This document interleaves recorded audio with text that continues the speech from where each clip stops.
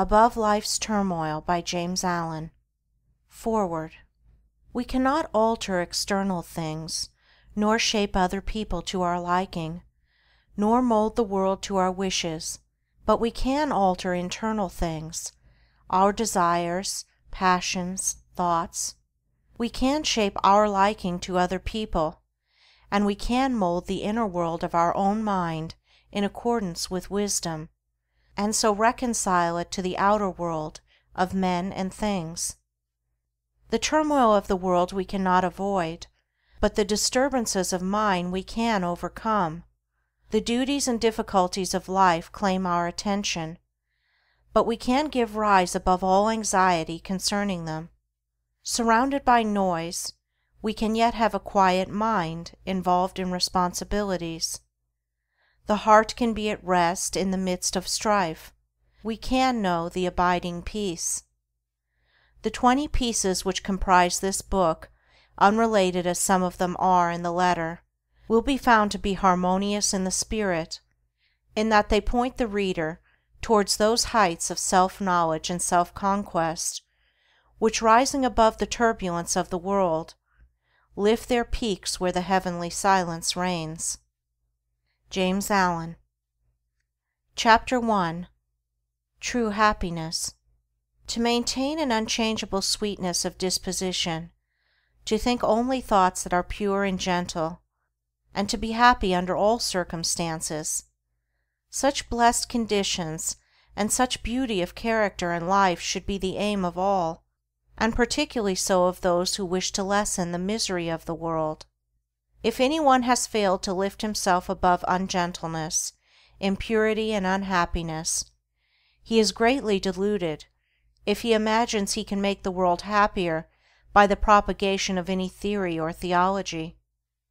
He who is daily living in harshness, impurity, or unhappiness is day by day adding to the sum of the world's misery, whereas he who continually lives in goodwill and does not depart from happiness is day by day increasing the sum of the world's happiness, and this independently of any religious beliefs which these may or may not hold. He who has not learned how to be gentle or giving, loving, and happy has learned very little, great though his book learning and profound his acquaintance which the letter of Scripture may be, for it is in the process of becoming gentle, pure, and happy that the deep, real, and enduring lessons of life are learned. Unbroken sweetness of conduct in the face of all outward antagonism is the infallible indication of a self-conquered soul, the witness of wisdom, and the proof of the possession of truth. A sweet and happy soul is the ripened fruit of experience and wisdom, and it sheds abroad the invisible yet powerful aroma of its influence, gladdening the hearts of others and purifying the world. And all who will, and who have not yet commenced, may begin this day, if they will so resolve, to live sweetly and happily, as becomes the dignity of a true manhood or womanhood. Do not say that your surroundings are against you. A man's surroundings are never against him, they are there to aid him, and all those outward occurrences over which you lose sweetness and peace of mind are the very conditions necessary to your development, and it is only by meeting and overcoming them that you can learn and grow and ripen. The fault is in yourself. Pure happiness is the rightful and healthy condition of the soul, and all may possess it if they will live purely and unselfish. Have good will to all that lives, letting unkindness die, and greed and wrath, so that your lives be made like soft airs passing by. Is this too difficult for you? Then unrest and happiness will continue to dwell with you. Your belief and aspiration and resolve are all that are necessary to make it easy, to render it in the near future a thing accomplished, a blessed state realized. Despondency, irritability, anxiety and complaining, condemning and grumbling, all these are thought cankers, mind diseases. They are the indications of a wrong mental condition, and those who suffer therefrom would do well to remedy their thinking and conduct. It is true there is much sin and misery in the world, so that all our love and compassion are needed, but our misery is not needed. There is already too much of that. No, it is our cheerfulness and happiness that are needed, for there is too little of that. We can give nothing better to the world than beauty of life and character. Without this all other things are vain. This is preeminently excellent. It is enduring, real, and not to be overthrown, and it includes all joy and blessedness. Cease to dwell pessimistically upon the wrongs around you. Dwell no more in complaints about and revolt against the evil in others, and commence to live free from all wrong and evil yourself. Peace of mind, pure religion, and true reform lie this way. If you would have others true, be true. If you would have the world emancipated from misery and sin, emancipate yourself. If you would have your home and your surroundings happy, be happy. You can transform everything around you if you will transform yourself. Don't bewail and bemoan. Don't waste yourself in rejection, nor bark against the bad, but chant the beauties of the good. And this you will naturally and spontaneously do as you realize the good in yourself. Chapter 2. The Immortal Man. Immortality is here and now, and is not a speculative something beyond the grave. It is the lucid state of consciousness in which the sensations of the body, the varying and unrestful states of mind, and the circumstances and events of life are seen to be of a fleeting and therefore of an illusory character. Immortality does not belong to time, and never will be found in time. It belongs to eternity, and just as time is here and now, so is eternity here and now, and a man may find that eternity and establish in it, if he will overcome the self that derives its life from the unsatisfying and perishable things of time. Whilst a man remains immersed in sensation, desire, and the passing events of his day-by-day existence, and regards those sensations, desires, and passing events as of the essence of himself, he can have no knowledge of immortality. The thing which such a man desires, and which he mistakes for immortality, is persistence, that is, a continuous succession of sensations and events in time, living in, loving and clinging to the things which stimulate and minister to his immediate gratification, and realizing no state of consciousness above and independent of this, he thirsts for its continuance, and strives to banish the thought that he will at last have to part from those earthly luxuries and delights to which he has become enslaved, and which he regards as being inseparable from himself. Persistence is the antithesis of immortality, and to be absorbed in it is spiritual death. Its very nature is change, impermanence. It is a continual living and dying. The death of the body can never bestow upon a man immortality. Spirits are not different from men, and live their little feverish life of broken consciousness, and are still immersed in change and mortality. The mortal man, he who thirsts for the persistence of his pleasure-loving personality, is still mortal after death, and only lives another life with a beginning and an end, without memory of the past, or knowledge of the future. The immortal man is he who has detached himself from the things of time, by having ascended into the state of consciousness which is fixed and unvariable, and is not affected by passing events and sensations.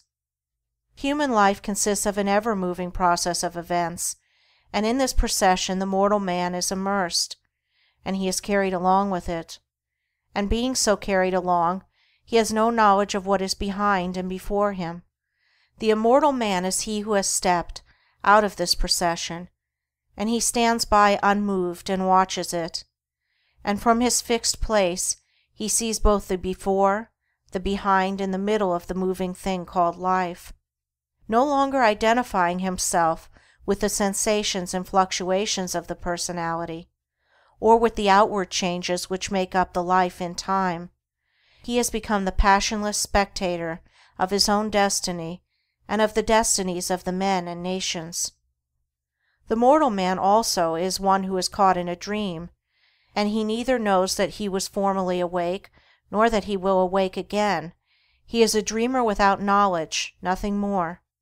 The immortal man is as one who has awakened out of his dream, and he knows that his dream was not an enduring reality, but a passing illusion. He is a man with knowledge, the knowledge of both states, that of persistence and that of immortality, and is in full possession of himself. The mortal man lives in the time or world state of consciousness, which begins and ends.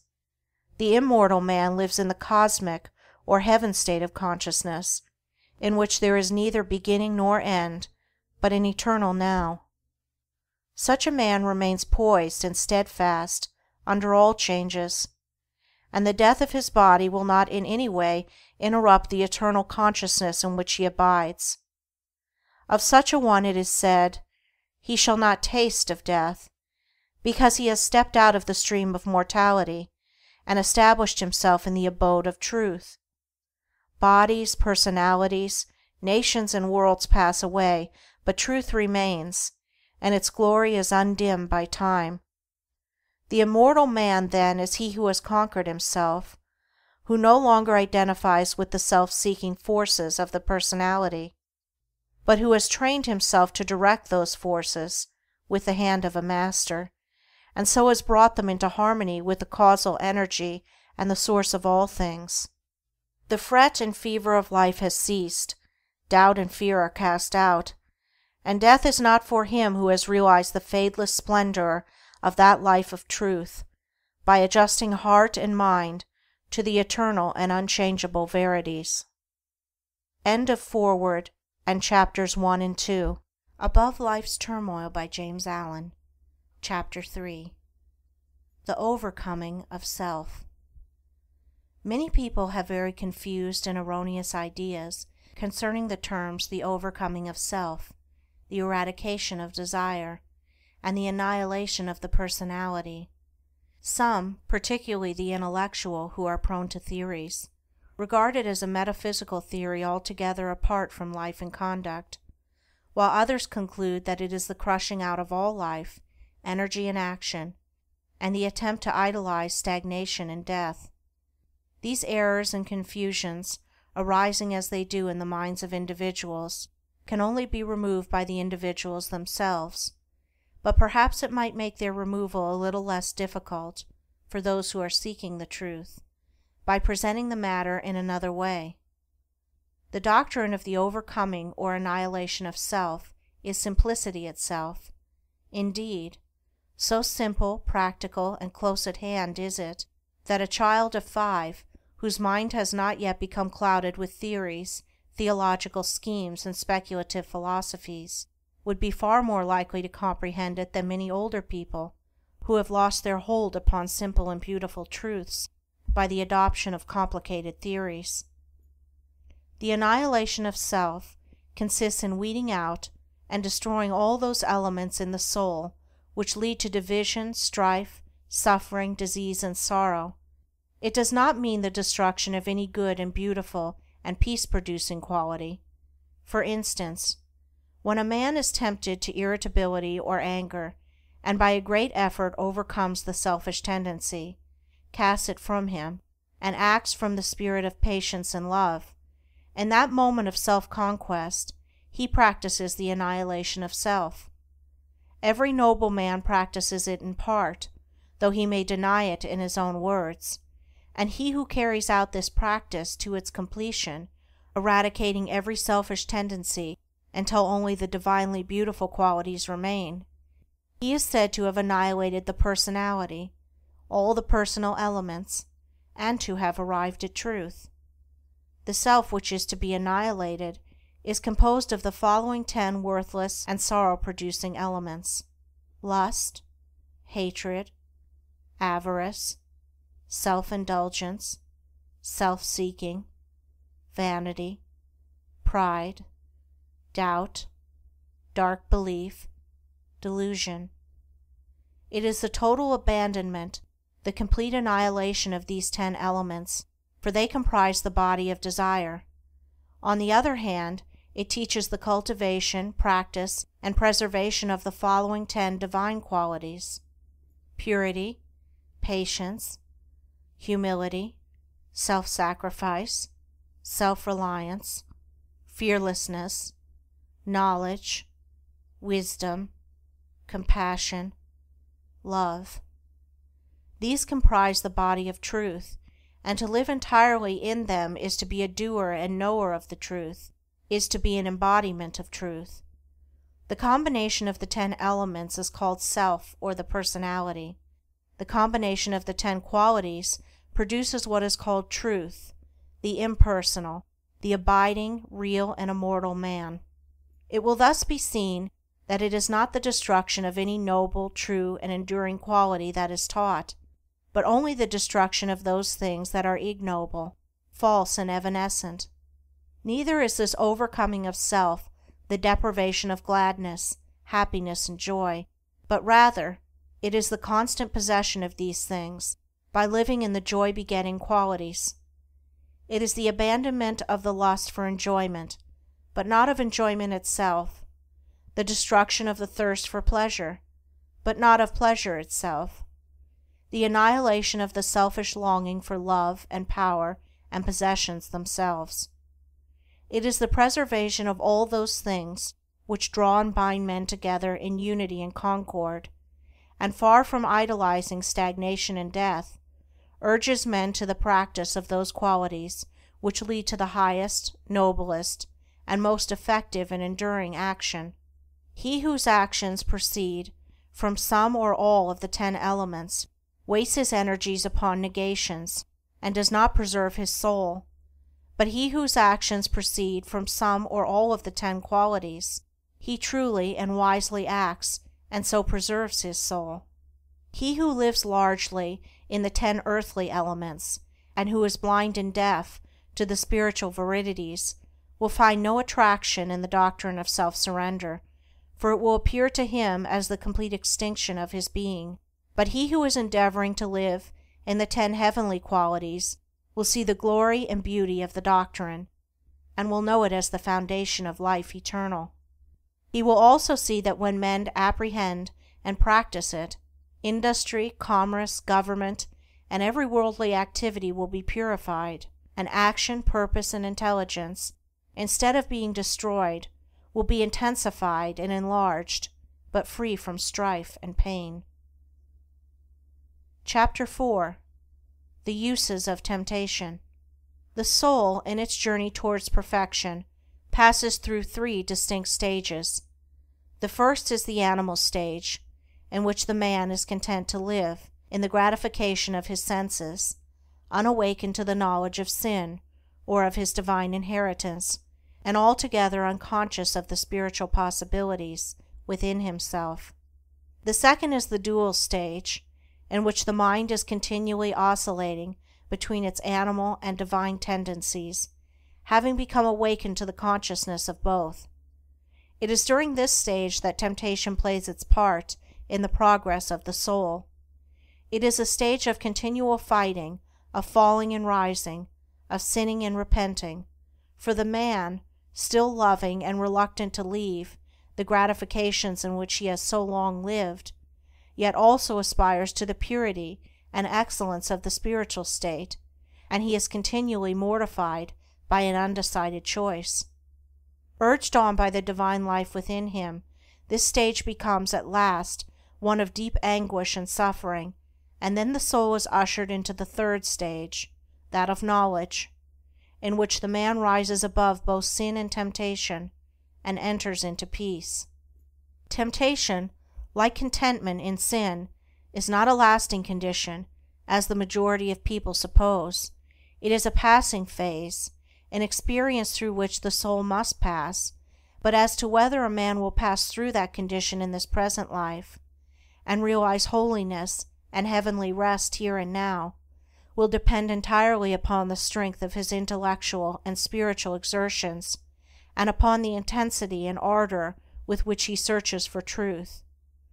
Temptation, with all its attendant torments, can be overcome here and now, but it can only be overcome by knowledge. It is a condition of darkness, or of semi-darkness. The fully enlightened soul is proof against all temptation. When a man fully understands the source, nature, and meaning of temptation, in that hour he will conquer it, and will rest from his long travel. But whilst he remains in ignorance, attention to religious observances and much praying and reading of Scripture will fail to bring him peace. If a man goes out to conquer an enemy, knowing nothing of his enemy's strength, tactics, or place of ambush, he will not only ignominiously fall, but will speedily fall into the hands of an enemy. He who would overcome his enemy the tempter must discover his stronghold and place of concealment, and must also find out the unguarded gates in his own fortress where his enemy effects so easily an entrance. This necessitates continual meditation, ceaseless watchfulness, and constant and rigid introspection, which lays bare, before the spiritual eyes of the tempted one, the vain and selfish motives of his soul. This is the holy warfare of the saints. It is the fight upon which every soul enters when it awakens out of its long sleep of animal indulgence. Men fail to conquer, and the fight is indefinitely prolonged, because they labor, almost universally, under two delusions: first, that all temptations come from without, and second, that they are tempted because of their goodness. Whilst a man is held in bondage by these two delusions, he will make no progress. When he has shaken them off, he will pass on rapidly from victory to victory, and will taste of spiritual joy and rest. Two searching truths must take the place of these two delusions, and those truths are, first, that all temptation comes from within, and second, that a man is tempted because of the evil that is within him. The idea that God, a devil, evil spirits, or outward objects are the source of temptation must be dispelled. The source and cause of all temptation is in the inward desire. That being purified or eliminated, outward objects and extraneous powers are utterly powerless to move the soul to sin or to temptation. The outward object is merely the occasion of the temptation, never the cause. This is the desire of the one tempted. If the cause existed in the object, all men would be tempted alike, temptation could never be overcome, and men would be hopelessly doomed to endless torment. But seated, as it is, in his own desires, he has the remedy in his own hands, and can become victorious over all temptation by purifying those desires. A man is tempted because there are within him certain desires or states of mind which he has come to regard as unholy. These desires may lie asleep for a long time, and the man may think that he has gotten rid of them, when suddenly, on the presentation of an outward object, the sleeping desire wakes up and thirsts of immediate gratification, and this is the state of temptation. The good in man is never tempted. Goodness destroys temptation. It is the evil in a man that is aroused and tempted. The measure of a man's temptations is the exact register of his own unholiness. As a man purifies his heart, temptation ceases. For when a certain unlawful desire has been taken out of the heart, the object which formerly appealed to it can no longer do so, but becomes dead and powerless, for there is nothing left in the heart that can respond to it. The honest man cannot be tempted to steal, let the occasion be ever so opportune. The man of purified appetites cannot be tempted to gluttony and drunkenness, though the viands and wines be the most luscious. He of an enlightened understanding, whose mind is calm in the strength of inward virtue, can never be tempted to anger, irritability, or revenge, and the wiles and charms of the wanton fall upon the purified heart as empty, meaningless shadows. Temptation shows a man just where he is sinful and ignorant, and is a means of urging him on to higher altitudes of knowledge and purity. Without temptation, the soul cannot grow and become strong, there could be no wisdom, no real virtue, and though there would be lethargy and death, there could be no peace and no fullness of life. When temptation is understood and conquered, perfection is assured, and such perfection may become any man's who is willing to cast every selfish and impure desire by which he is possessed into the sacrificial fire of knowledge. Let men, therefore, search diligently for truth, realizing that whilst they are subject to temptation, they have not comprehended truth and have much to learn. Ye who are tempted, know then that ye are tempted of yourselves. For every man is tempted when he is drawn away from his own lusts, says the Apostle James.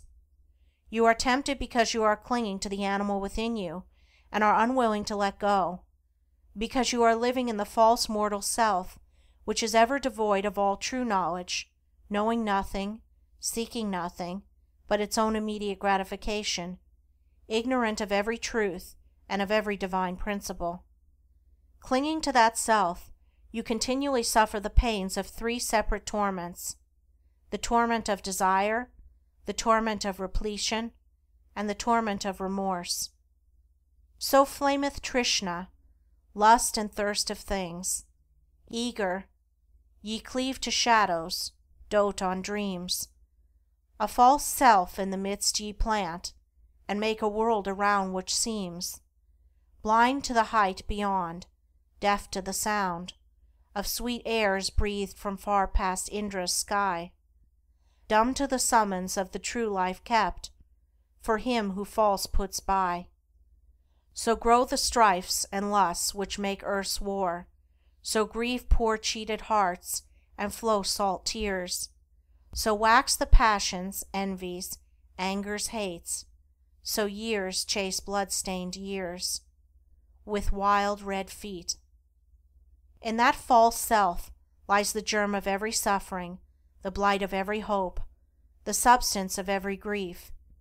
When you are ready to give it up, when you are willing to have laid bare before you all its selfishness, impurity, and ignorance, and to confess its darkness to the uttermost, then will you enter upon the life of self-knowledge and self-mastery.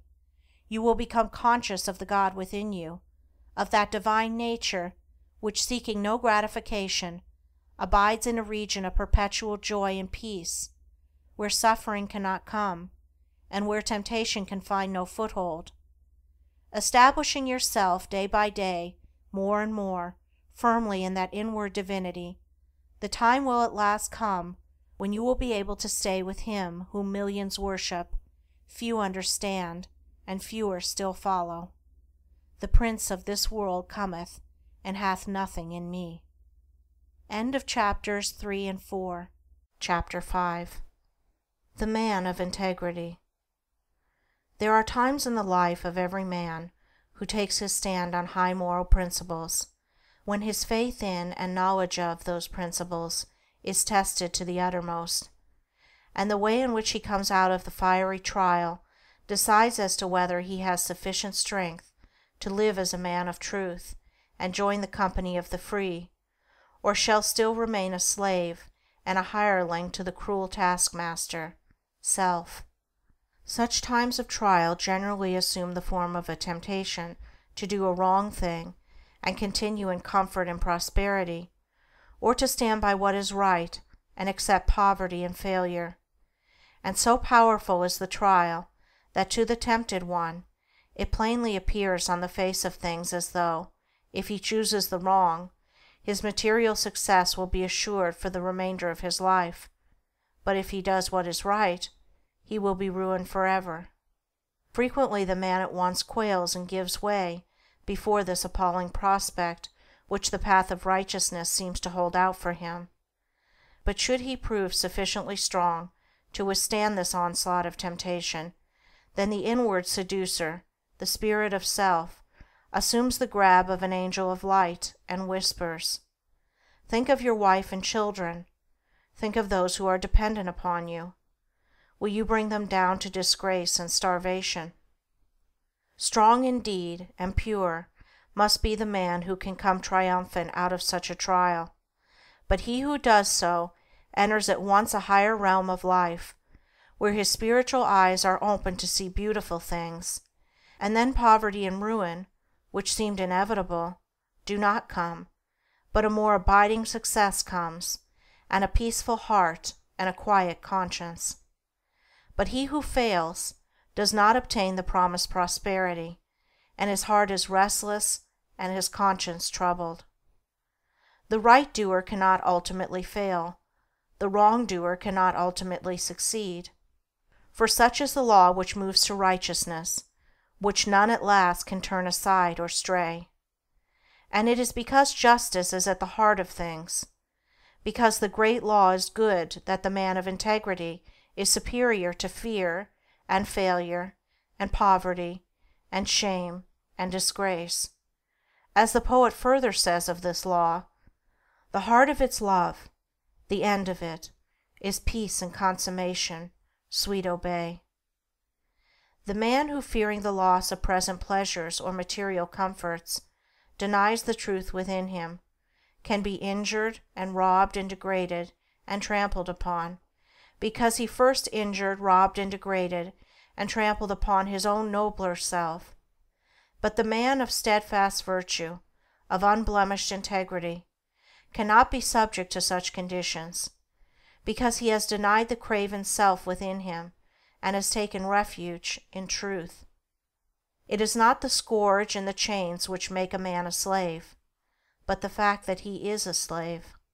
Slander, accusation, and malice cannot affect the righteous man, nor call from him any bitter response, nor does he need to go about to defend himself and prove his innocence.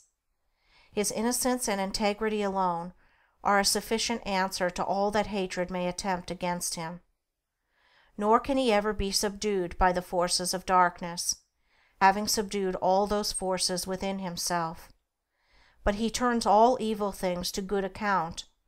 Out of darkness he brings light, out of hatred love, out of dishonor honor, and slanders, envies, and misrepresentations only serve to make more bright the jewel of truth within him, and to glorify his high and holy destiny.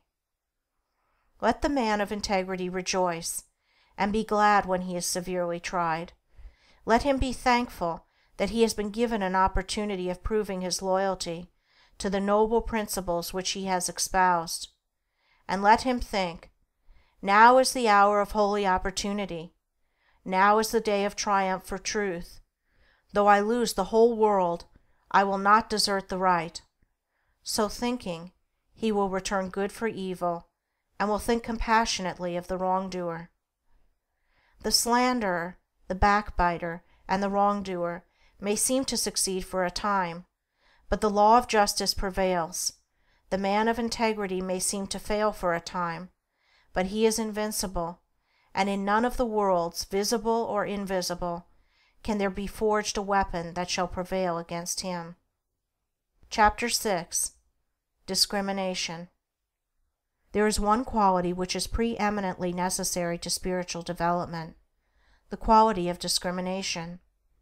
A man's spiritual progress will be painfully slow and uncertain until there opens with him the eye of discrimination, for without this testing, proving, searching quality, he will but grope in the dark, will be unable to distinguish the real from the unreal, the shadow from the substance, and will so confuse the false with the true as to mistake the inward promptings of his animal nature for those of the Spirit of Truth.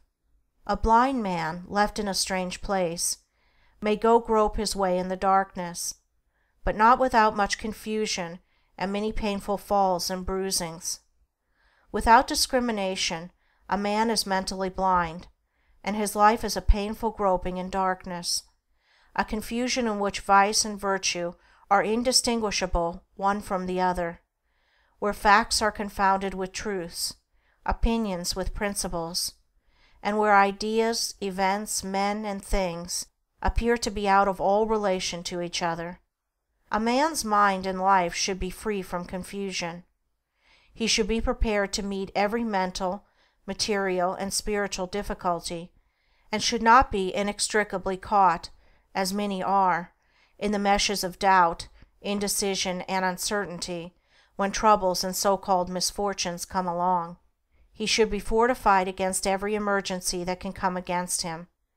But such mental preparedness and strength cannot be attained in any degree without discrimination, and discrimination can only be developed by bringing into play and constantly exercising the analytical faculty.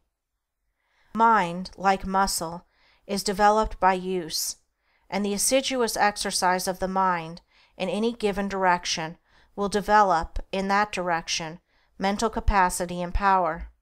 The merely critical faculty is developed and strengthened by continuously comparing and analyzing the ideas and opinions of others.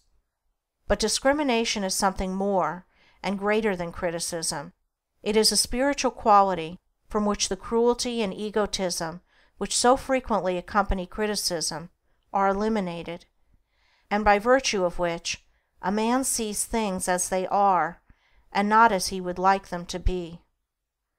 Discrimination, being a spiritual quality, can only be developed by spiritual methods, namely, by questioning, examining, and analyzing one's own ideas, opinions, and conduct. The critical, fault-finding faculty must be withdrawn from its merciless application to the opinions and conduct of others, and must be applied, with undiminished severity, to oneself. A man must be prepared to question his every opinion, his every thought, and his every line of conduct, and rigorously and logically test them. Only in this way can the discrimination which destroys confusion be developed. Before a man can enter upon such mental exercise, he must make himself of a teachable spirit. This does not mean that he must allow himself to be led by others. It means that he must be prepared to yield up any cherished thoughts to which he clings, if it will not bear the penetrating light of reason, if it shrivels up before the pure flames of searching aspirations. The man who says, "I am right," and who refuses to question his position in order to discover whether he is right, will continue to follow the line of his passions and prejudices, and will not acquire discrimination. The man who humbly asks, "Am I right?" and then proceeds to test and prove his position by earnest thought and the love of truth, will always be able to discover the true and to distinguish it from the false, and he will acquire the priceless possession of discrimination. The man who is afraid to think searchingly upon his opinions and to reason critically upon his position will have to develop moral courage before he can acquire discrimination. A man must be true to himself, fearless with himself, before he can perceive the pure principles of truth, before he can receive the all-revealing light of truth. The more truth is inquired of, the brighter it shines. It cannot suffer under examination and analysis. The more error is questioned, the darker it grows. It cannot survive the entrance of pure and searching thought. To prove all things is to find the good and throw the evil. He who reasons and meditates learns to discriminate. He who discriminates discovers the eternally true. Confusion, suffering, and spiritual darkness follow the thoughtless. Harmony, blessedness, and the light of truth attend upon the thoughtful. Passion and prejudice are blind and cannot discriminate. They are still crucifying the Christ and releasing Barabbas. End of chapters 5 and 6. Chapter 7. Belief, the basis of action. Belief is an important word in the teachings of the wise, and it figures prominently in all religions. According to Jesus, a certain kind of belief is necessary to salvation or regeneration, and Buddha definitely thought that the right belief is the first and most essential step in the way of truth. As without right belief there cannot be right conduct, and he who has not learned how to rightly govern and conduct himself has not comprehended the simplest rudiments of truth. Belief, as laid down by the great teachers, is not belief in any particular school, philosophy, or religion, but consists of an attitude of mind determining the whole course of one's life. Belief and conduct are, therefore, inseparable, for the one determines the other. Belief is the basis of all action, and this being so, the belief which dominates the hearts or minds is shown in the life.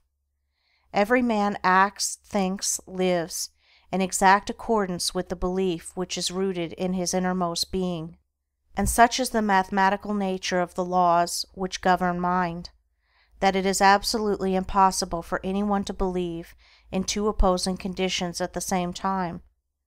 For instance, it is impossible to believe in justice and injustice, hatred and love, peace and strife, self and truth. Every man believes in one or the other of these opposites, never in both, and the daily conduct of every man indicates the nature of his belief. The man who believes in justice, who regards it as an eternal and indestructible principle, never boils over with righteous indignation, does not grow cynical and pessimistic over the inequalities of life, and remains calm and untroubled through all trials and difficulties. It is impossible for him to act otherwise, for he believes that justice reigns, and that, therefore, all that is called injustice is fleeting and illusory.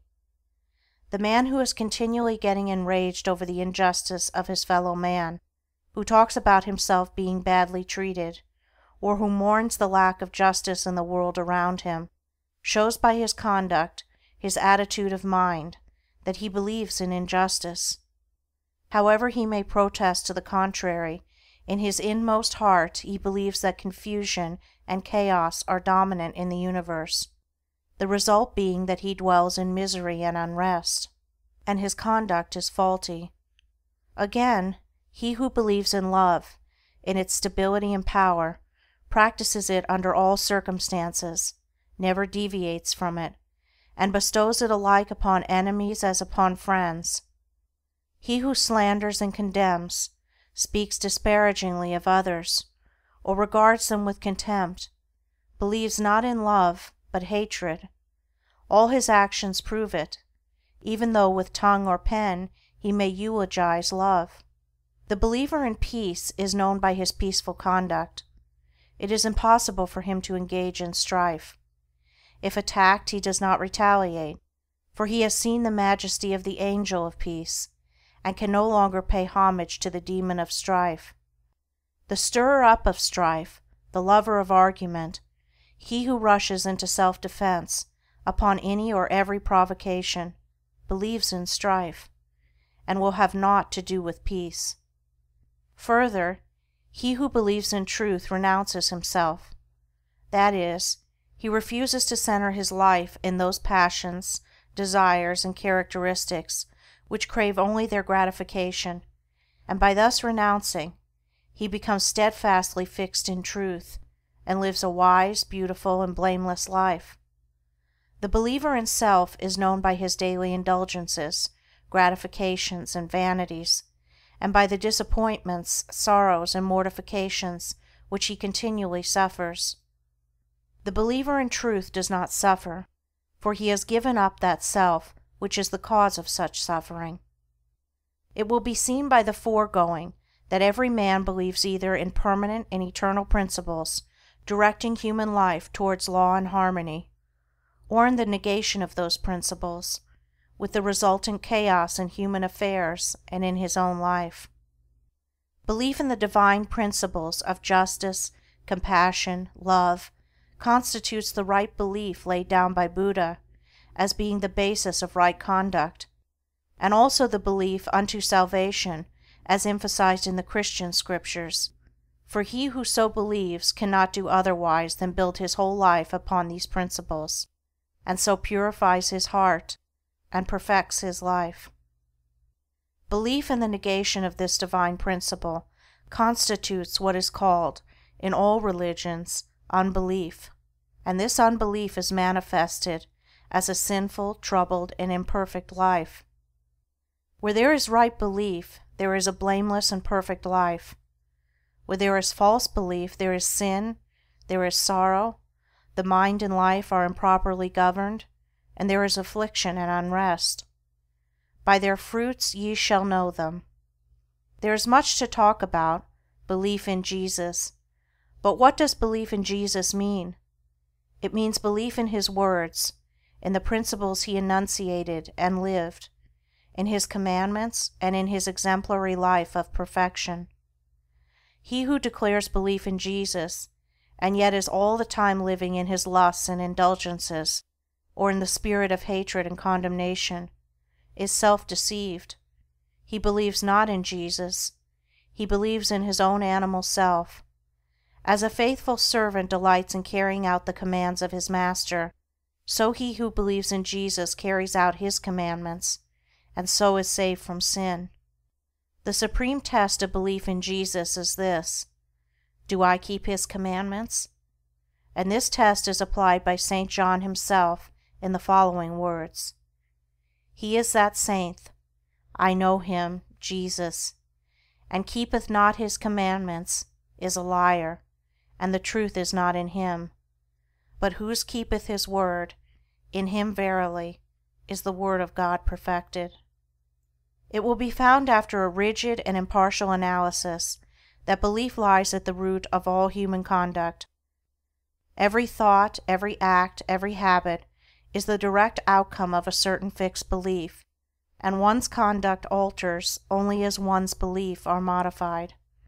What we cling to in that we believe, we practice in that we believe.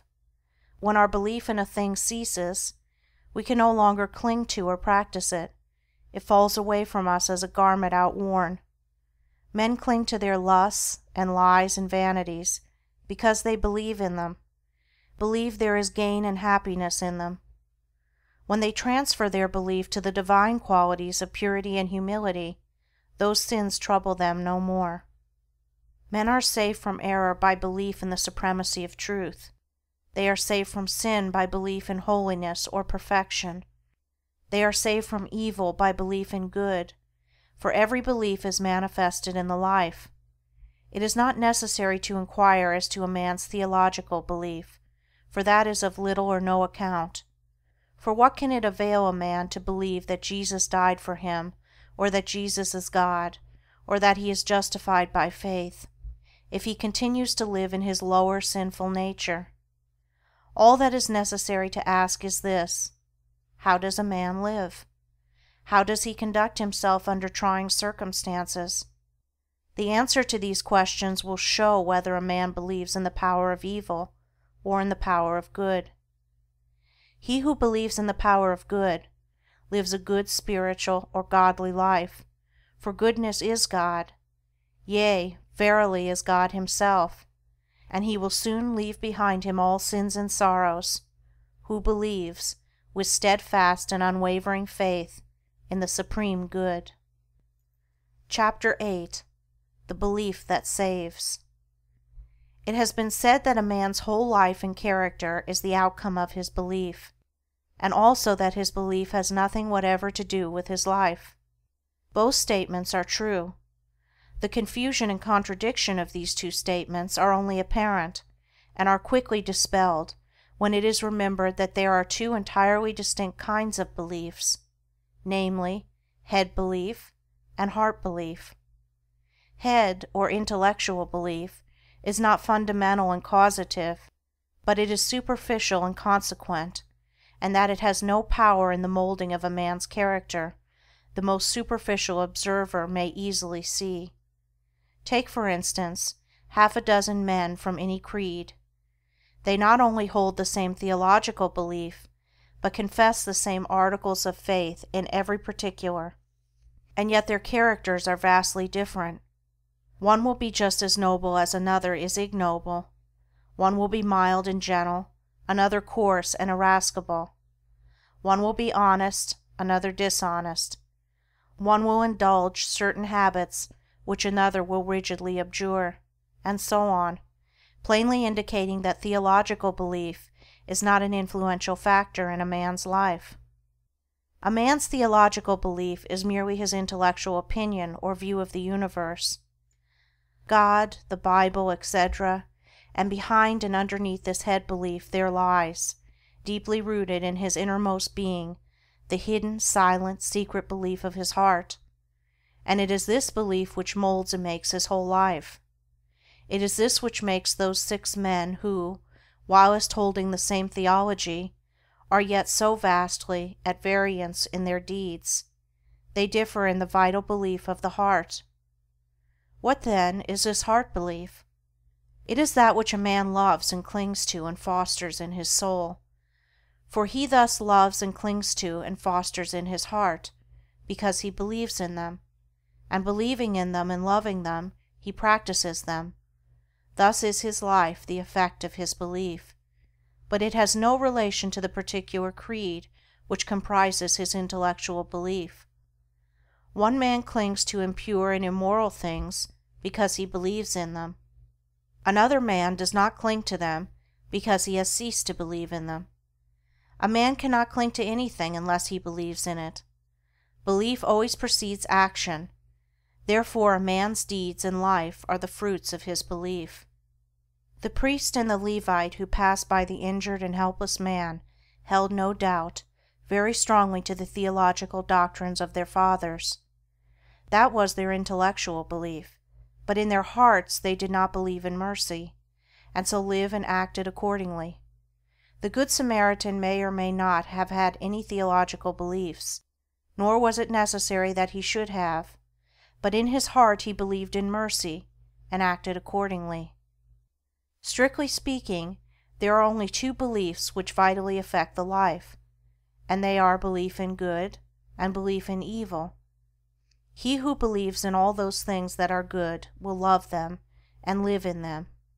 He who believes in those things that are impure and selfish will love them and cling to them. The tree is known by its fruits.